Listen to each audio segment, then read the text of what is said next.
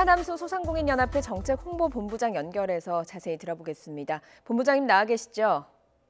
네, 안녕하십니까. 예, 안녕하십니까. 일단 코로나19 방역으로 피해를 입은 소상공인의 손실을 보상해주는 법안 마련, 4월에는 무산이 됐습니다. 허탈하셨죠?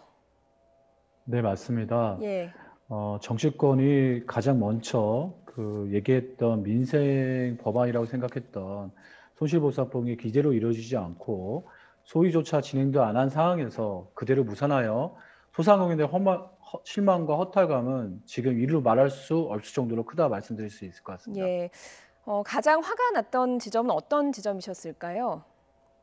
아까 말씀드렸다시피 국회 여야 초선 의원들이 뭔가 합의를 이뤄서 최소한 소위조차 논의가 이루어지지 않았는데 소위도 어떤 이해타산에 맞춰서 진행조차도 못했던 것이 전체 회의 진행하기 전에 진행되어야 할 부분인데도 불구하고 그 부분조차도 이루어지지 못하는 것이 한 걸음도 못 건 것이 저희에게 제일 화가 나는 부분이라 말씀드릴 수 있을 예, 것 한 같습니다. 걸음도 나아가지 못한 것이 제일 화가 나는 지점이다. 이렇게 이야기를 해주셨습니다. 그런데 코로나19 상황이 녹록지가 않아서요. 5인 이상 모임 금지가 3주간 추가로 연장됐습니다. 소상공인 분들 반응은 어떻습니까?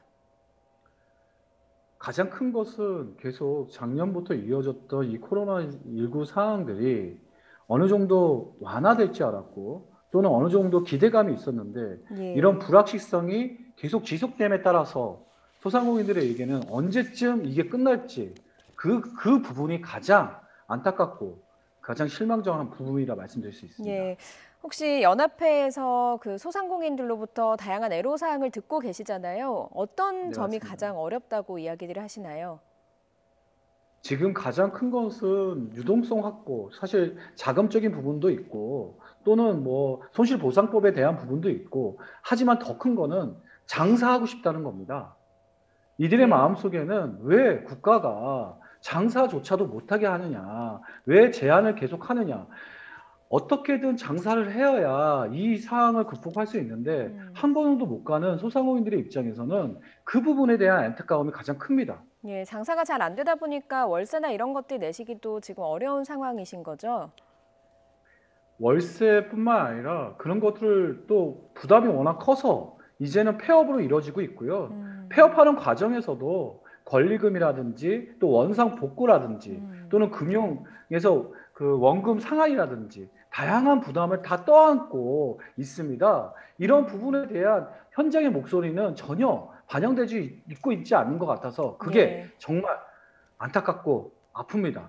예, 문을 닫는 것조차도 지금 어려운 상황이다. 이런 말씀을 해주셨습니다. 지금 네, 소상공인 분들이 맞습니다. 구체적으로 업종별로 확진자 통계를 잡아서 조금 더 정밀한 방역 지침을 마련해달라 이런 입장을 이야기하고 계시거든요. 구체적으로 네. 어떤 입장이신 건가요? 업종은 소상공인들 각 업종들은 아침에 영업을 시작하시는 분도 있고, 그 다음에 저녁에 영업을 시작하는 분도 있습니다. 예. 또 새벽에 영업하시는 분도 있습니다. 근데 이게 일률적으로 모든 업종이 10시면 셧다운, 다 문을 닫아야 하는 상황이 그 형평성 문제에 있어서 가장 큽니다.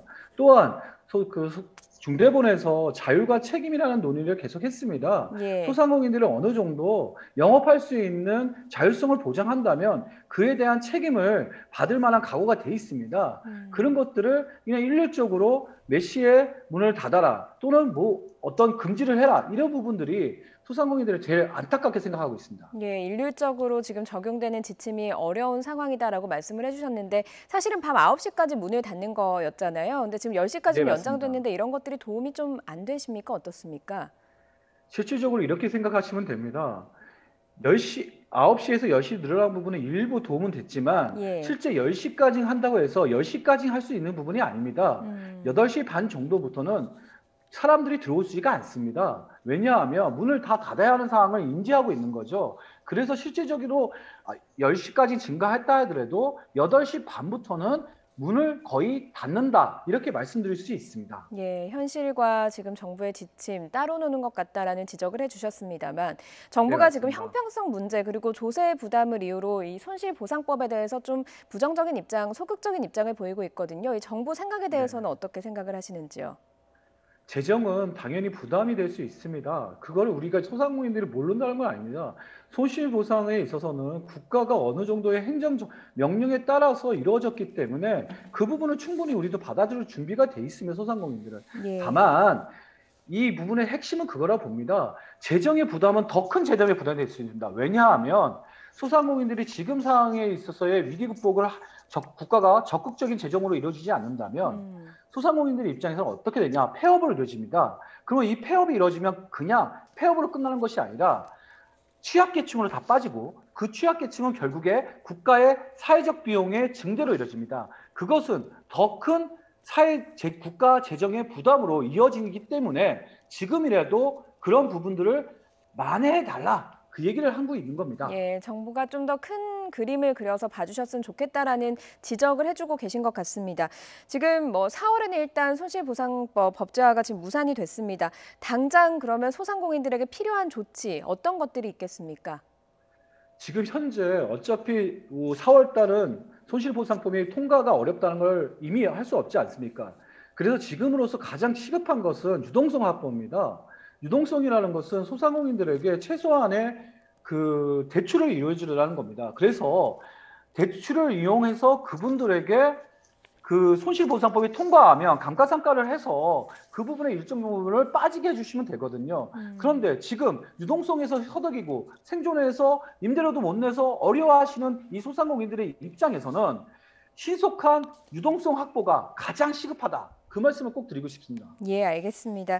소상공인들의 어려움 그리고 현장에서의 어려움을 정부가 좀 귀담아 들어주셨으면 좋겠다라는 당부로 듣겠습니다. 여기까지 듣겠습니다. 차남수 소상공인연합회 정책홍보본부장이었습니다. 고맙습니다. 네, 감사합니다.